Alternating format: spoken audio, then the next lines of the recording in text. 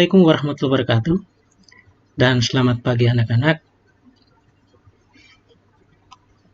Kali ini Pak Guru akan membahas tentang dampak kolonialisme dan imperialisme di Indonesia.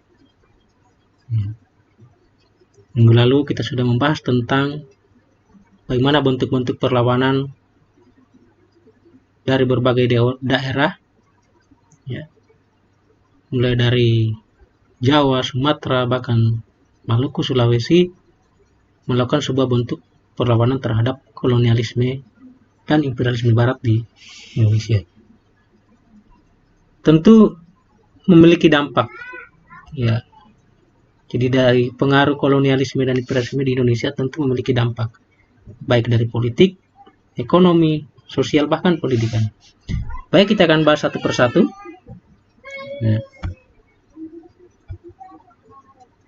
Jadi dampak kolonialisme dan imperialisme. Jadi dari politik, pemerintahan, ekonomi, sosial, budaya, dan pendidikan.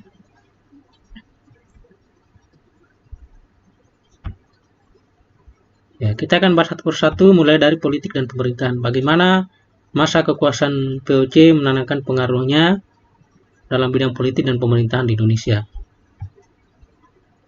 Mulai dari kekuasaan VOC, kemudian masa pemerintahan Daendels, Raffles, dan masa pemerintahan Hindia Belanda.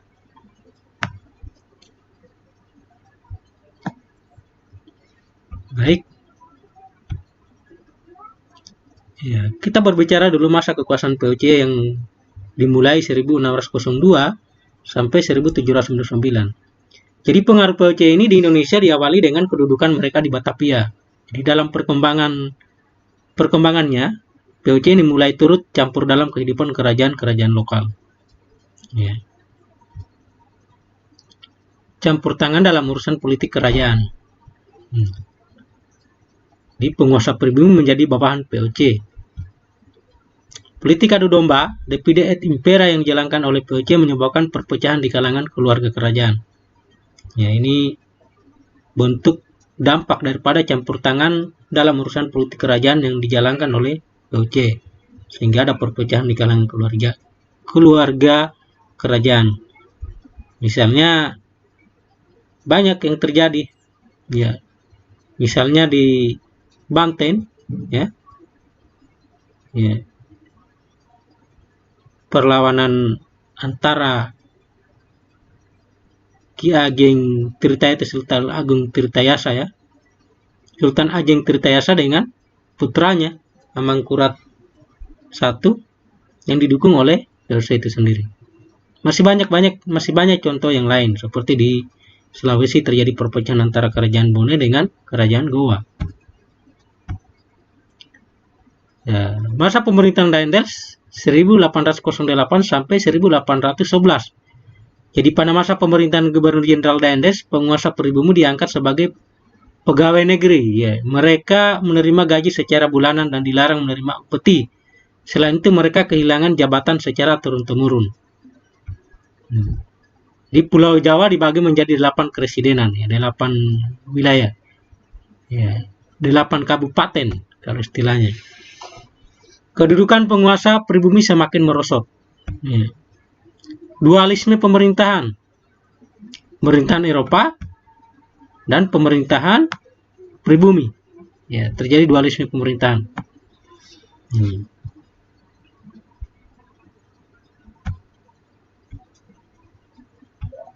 Oke. Bagaimana bagan pemerintahan Eropa? Kalau dilihat dari susunan piramid, yang paling bawah adalah pegawai control abdeling, di tengah asisten residen, abdeling, dan residen, keresidenan. Jadi bagian pemerintahan pribumi ada bupati, wedana distrik, asisten wedana, under distrik, dan pejabat desa. Ini adalah bagian dari pemerintahan pribumi. Masa pemerintahan Raffles, kita singkat-singkat saja poin-poin pentingnya. Jadi masa pemerintahan Raffles ini 1809 1111 sampai 1816. Jadi masa pemerintahan Raffles ini identik dengan masa pemerintahan Inggris di Indonesia. Dijalankan oleh Thomas Stamford Raffles yang berkedudukan sebagai Letnan Gubernur Jenderal. Pada masa pemerintahannya, Raffles berupaya mereformasi sistem pemerintahan di Hindia Belanda. Ya, apa saja reformasi yang dijalankan? Pertama, pembagian Pulau Jawa menjadi 16 keresidenan. Kalau di masa Daendes ada 8, ini 16. Pembaruan dalam bidang ketatanegaraan. Ya. Penghapusan ikatan feodal dalam masyarakat Jawa. Kepastian hukum bagi masyarakat. Ya, walaupun pada kenyataannya di lapangan tidak seperti apa yang dirumuskan oleh Raffles dalam kebijakannya. Salah satu gagasan yang berdampak besar dalam bidang pemerintahan pada masa ini adalah Pax Neerlandica, perdamaian Neerlandica. Ya.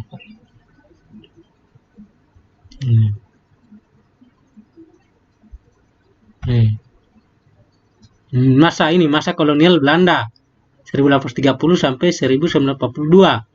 Jadi mulai berlangsung setelah pemerintahan Komisaris Jenderal berakhir dan digantikan sistem tanam paksa pada tahun 1830. Sejak saat itu kekuasaan tertinggi di Hindia Belanda dipegang oleh Gubernur Jenderal. Jadi gagasan yang dicetuskan Panhoets tersebut bertujuan menyatukan seluruh wilayah Hindia Belanda di bawah kekuasaan Belanda. Itu namanya Pax Neerlandica. Gagasan tersebut menjadi cikal bakal wilayah NKRI. Ya. Jadi seluruh wilayah Hindia Belanda di bawah kekuasaan Belanda, maksudnya seluruh wilayah yang ada di Indonesia di bawah kekuasaan Belanda. Ini yang menjadi cikal bakal wilayah NKRI pada saat itu. Ya. Bagaimana dengan ekonomi? Ya. Bagaimana dengan dampaknya terhadap bidang ekonomi? Ya, misalnya masa kekuasaan VOC, ya sama Daendes Raffles sampai pemerintahan di Belanda. Nah, kekuasaan VOC ini dampak ekonomi pada masa ini erat kaitannya dengan politik eksploitasi oleh VOC di berbagai wilayah di Kepulauan Nusantara sejak 1605. Jadi terjadi sebuah eksploitasi besar-besaran hasil kekayaan alam Indonesia pada saat itu.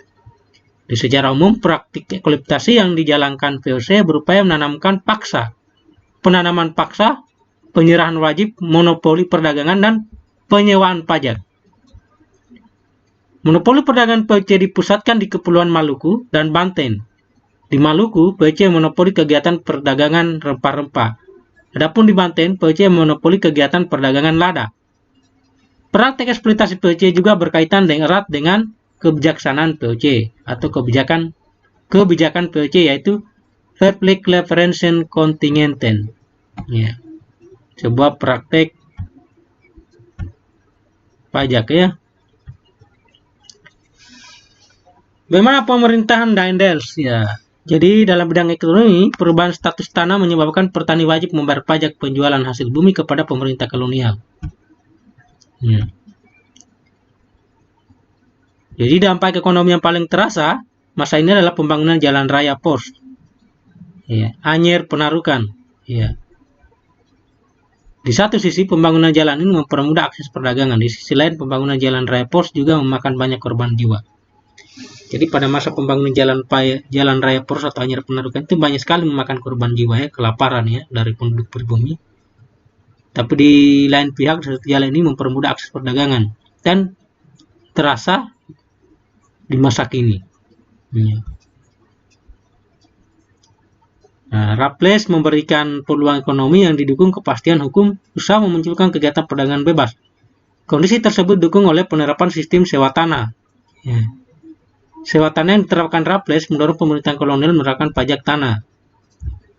Pada pelaksanaannya, sistem sewa tanah ini sangat memberatkan rakyat. Untuk membayar pajak atas sewa tanah, sebagian besar rakyat bergantung kepada rentenir Tionghoa. Dampaknya rakyat terlilit utang dan harus kehilangan tanahnya kepada para rentenir Tionghoa. Itu bagian dari dampak ekonomi. Bagaimana masa kolonial Belanda? Ya, jadi pemerintah kolonial Belanda berkaitan erat dengan sistem tanam paksa ya. Jadi di bidang ekonomi berkaitan erat dengan sistem tanam paksa dan sistem ekonomi liberal, open door policy. Ya, sistem politik pintu terbuka. Jadi kebijakan tanam paksa dan ekonomi liberal menyebabkan munculnya kota-kota pusat industri Hindia Belanda. Kemunculan kota-kota tersebut diikuti dengan pembangunan jalur transportasi dan berbagai infrastruktur. Ya. Masyarakat pada masa kolonial Belanda juga mulai mengenal sistem perbankan modern. Ya, jadi sistem pembangunan besar-besaran jalan, transportasi, infrastruktur bukan saja kita lihat sekarang di zaman kolonial Belanda itu sudah dibangun ya dengan pengawasan ketat oleh pemerintah kolonial Belanda. Ya, kemudian sistem perbankan sudah ada di masa itu, perbankan modern. Jadi cikal bakal lahirnya bank-bank di Indonesia itu ketika diterapkannya sistem tanam paksa, sistem ekonomi liberal pada saat itu. Jadi politik pintu terbuka. Jadi perusahaan-perusahaan swasta masuk di Indonesia. Ya, tentu selain ekonomi tadi, politik, pemerintahan tentu dampak daripada imperialisme sangat terasa dalam bidang sosial budaya. Ya, kita akan lihat bagaimana sosial budaya. Ya. Ya, ini ada namanya lunturnya feodalisme, pertumbuhan dan migrasi penduduk. Ya. Jadi ada sebuah migrasi yang besar-besaran ya dari Pulau Jawa ke luar Jawa. Ya, stratifikasi sosial yang sangat terjadi sebuah perbedaan dalam struktur masyarakat kita pada saat itu. Ada kelas 1, kelas 2, kelas 3. Sebagai pribumi kita berada di kelas 3. Penyebaran agama, ya Nasrani. Jadi bukan saja penjajahan, tentu ada sebuah misi. Itu penyebaran agama Nasrani oleh misionaris Kristen. Perkembangan seni musik, ya arsitektur, perkembangan karya sastra, jadi perubahan gaya hidup. Jadi sebenarnya seni musik sekarang ya banyak dipengaruhi oleh pengaruh barat, ya pengaruh yang ditinggalkan oleh produk kolonial pada saat itu. Kalau kita lihat di Maluku, itu kesenian-keseniannya diadopsi dari Portugis banyak. Ya. Bahkan penyebaran agama juga kita lihat di berbagai daerah, ada yang daerah-daerah memang yang perkembangan agama Kristen itu sangat banyak pada saat sampai sekarang ya.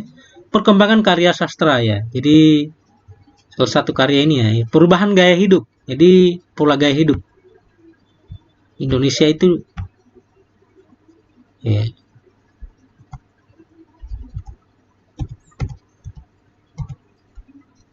Ya ini nih ya. Ya ini sebagai lunturnya feodalisme. Jadi dulu sistem feodalisme itu ya seperti gambar-gambar diagung-agungkan ya. Sistem kerajaan ya.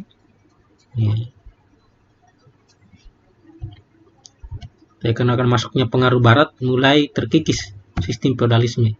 Jadi sistem feodal ditandai dengan adanya tanah luas yang dikuasai para bangsawan atau tanah-tanah, sedangkan rakyat biasa berperan sebagai budak. Jadi sistem feodalisme. Bekerja menggarap tanah milik para bangsawan. Ya. Secara bertahap penguasa kolonial berhasil menggeser hak-hak istimewa para penguasa pribumi.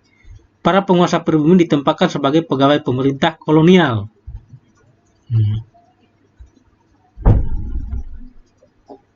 Ya, pertumbuhan dan migrasi penduduk. Ya. Jadi pada abad ke-19, jadi pertumbuhan penduduk di Hindia Belanda mengalami peningkatan kondisi tersebut. Mendorong pemerintah kolonial Belanda menerapkan program migrasi penduduk khususnya di Pulau Jawa. Jadi ada sebuah proses migrasi perpindahan penduduk yang besar-besar karena padatnya di Pulau Jawa dipindahkan. Kemudian sebenarnya sebagai bentuk kepentingan ekonomi oleh pemerintah kolonial Belanda, kepentingan politik pada saat itu. Jadi kebanyakan di drop penduduk-penduduk pribumi dipekerjakan di luar Jawa untuk mengolah perkebunan milik kolonial Belanda pada saat itu. Pemerintah kolonial Belanda berusaha memperlancar program migrasi dengan membujuk petani-petani miskin di pedesaan Jawa untuk bekerja di perkebunan-perkebunan di Sumatera Timur. Ya, itu yang maksudnya. Itu yang sama saja. Stratifikasi sosial. Jadi pengklasifikasian sosial ya. Salah satu dampak kolonialisme dan imperialisme barat di Indonesia adanya pembagian status sosial yang diatur menurut hukum ketatanegaraan. Ya, lihat ini struktur piramida. Golongan atas orang Eropa, golongan timur Asia orang Arab, Tionghoa, India berada di tengah-tengah. Golongan tengah. Golongan pribumi penduduk asli ya. Itu stratifikasi sosial secara piramida ada mulai dari lower, middle, upper class ya. Ya. Lower class, kelas bawah istilahnya berada. Ternyata orang-orang pribumi sangat berbeda sekali ya. Mencolok sekali bagaimana sistem pembagian sosial pada masyarakat di masa kolonial. Ya, penyebaran agama Nasrani. Jadi penyebaran agama Nasrani dilakukan oleh bangsa Eropa sesuai dengan semboyan gospel. Ya. Saat mencapai Kepulauan Maluku, bangsa Portugis dan Spanyol juga membawa misi penyebaran agama Katolik. Sementara itu agama Kristen mulai dikenal masyarakat seiring masuknya berbagai macam organisasi penyiaran agama Kristen atau sending di para misionaris Kristen. Selain ya, mencari kekayaan, tentu mereka memiliki misi tertentu yaitu menyebarkan agamanya.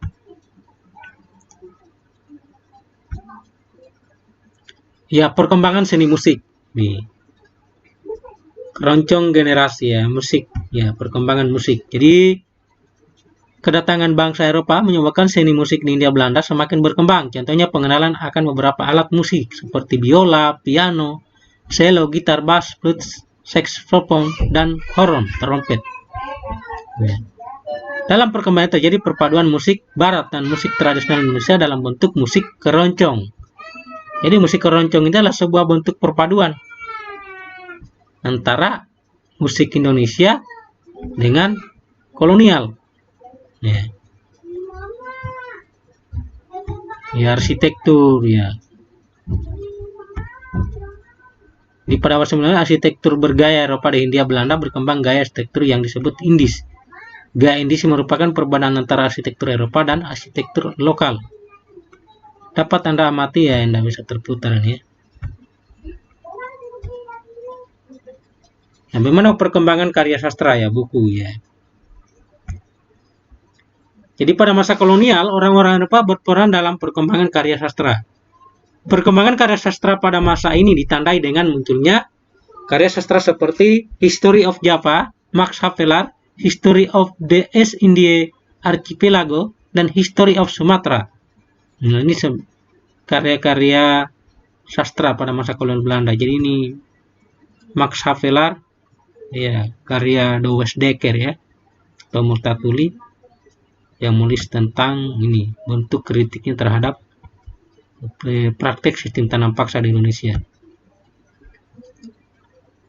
Ya, perubahan gaya hidup. Ya.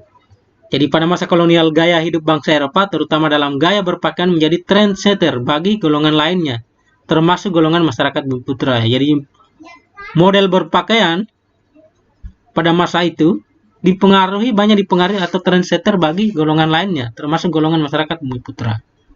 Gaya berpakaian ya, orang-orang pribumi pada masa itu dipengaruhi oleh, termasuk sekarang, kemeja itu ya merupakan produk peninggalan kolonial. Ya. Ini kalau dilihat dari sisi positifnya, cara berdasi. Ya. Masyarakat pada masa ini juga mulai mengenal budaya Ritstapel, yaitu penyajian makanan ala Eropa yang dilakukan secara berurutan, dimulai dari menu membuka, menu utama, dan menu penutup. Ya. Nah, bagaimana sistem pendidikan pada masa kolonial? Di perkembangan pendidikan pada masa kolonial tidak terlepas dari kebijakan politik etis. Ya. Itu berawal dari politik etis yang mulai berlaku pada awal abad ke-20. Pada masa ini muncul sekolah-sekolah yang didirikan pemerintah kolonial dan sekolah-sekolah yang didirikan kaum intelektual pribumi.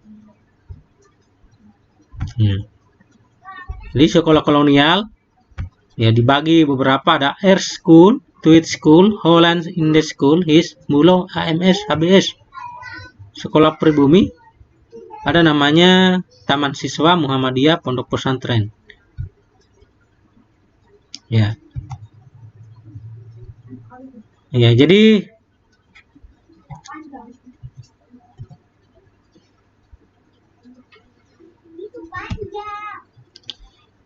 Itulah tadi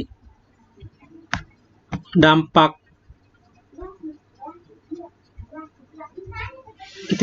kolonialisme dan imperialisme Barat di Indonesia.